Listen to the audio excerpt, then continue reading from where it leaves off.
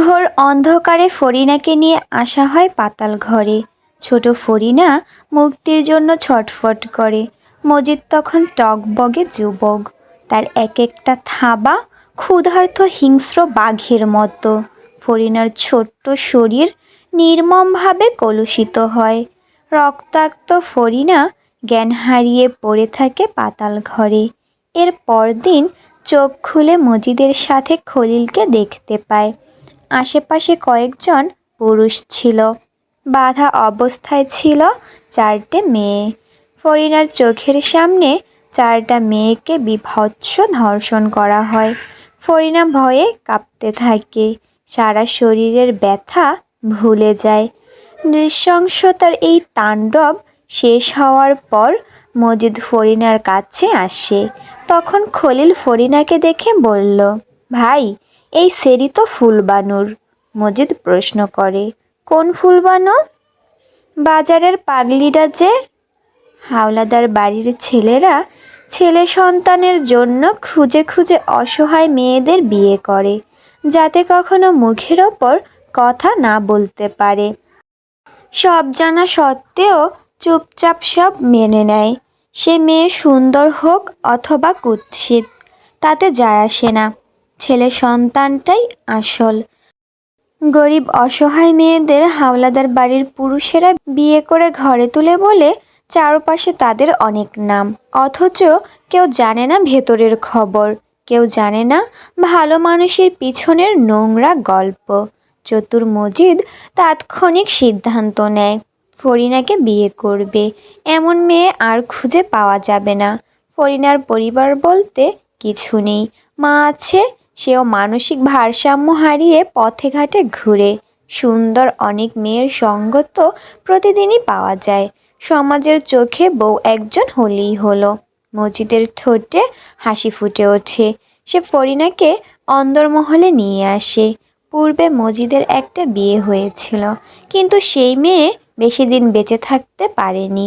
মজিদের পাপের পথের বিষধর কাটা হওয়ার ফলে তাকে জীবন দিতে হয়েছে। খলিলের বউ আমিনা তখন গর্ভবতী। আমিনার বয়স ছিল 15। মজিদ ফুলবানুকেও অন্দরমহলে নিয়ে আসে। ফুলবানু আর মজিদের বয়স কাছাকাছি ছিল। মজিদ যখন প্রস্তাব দিল, বোকা সরল সহজ ফুলবানু খুব খুশি হয়। তার মেয়ে এত বড় বাড়িতে রানীর হালে থাকবে, তাকেও থাকতে দিবে। এর চেয়ে খুশির কি হতে পারে। মজিদের মাতা নূরজাহান বিয়ের প্রস্তুতি নেন। বাড়িতে মজিদ খলিলের অভিভাবক বলতে তিনি ছিলেন। তার স্বামী অষ্টাদশী এক তরুণীর সতীত্ব হরণ করতে গিয়ে সেই তরুণীর হাতে নিহত হয়। ঘরোয়াভাবে সম্পন্ন হয় বিয়ে। অলন্দপুর সহ আশেপাশের সব গ্রামে ছড়িয়ে পড়ে মজিদ হাওলাদারের নাম। বনেদি ঘরের শিক্ষিত পাত্র হয়ে বিয়ে করেছে এক অসহায় পাগলির মেয়েকে। সবার মন প্রাণ শ্রদ্ধায় ভরে ওঠে। বিয়ের রাতে ফরিনা দ্বিতীয়বারের মতো মানুষরূপী যমদূতের দেখা পায়।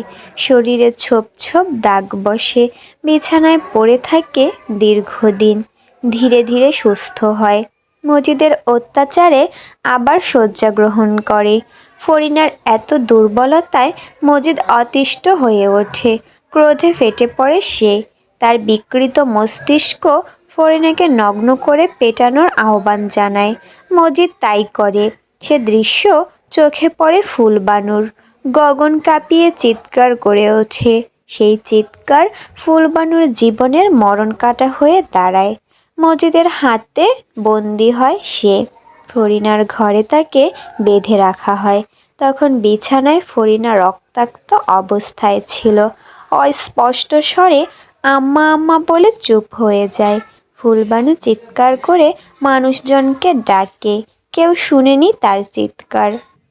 ফরিনাকে গলা ফাটিয়ে ডাকে, ফরিনা রে, ও মা, একটু দেখ আমারে, আম্মা রে। নূরজাহান আমিনা সব শুনেও নিজেদের ঘরে শুয়ে থাকে। আমিনা ভালো বংশের মেয়ে। তাকে বিয়ে করার কারণ সে মৃগী রোগী আর খুব ভীতু প্রকৃতির। আমিনার পিতা প্রভাবশালী। গ্রাম্য রাজনীতি সাহায্যের জন্য হাওলাদারদের প্রভাবশালী ক্ষমতাবান আত্মীয় প্রয়োজন ছিল।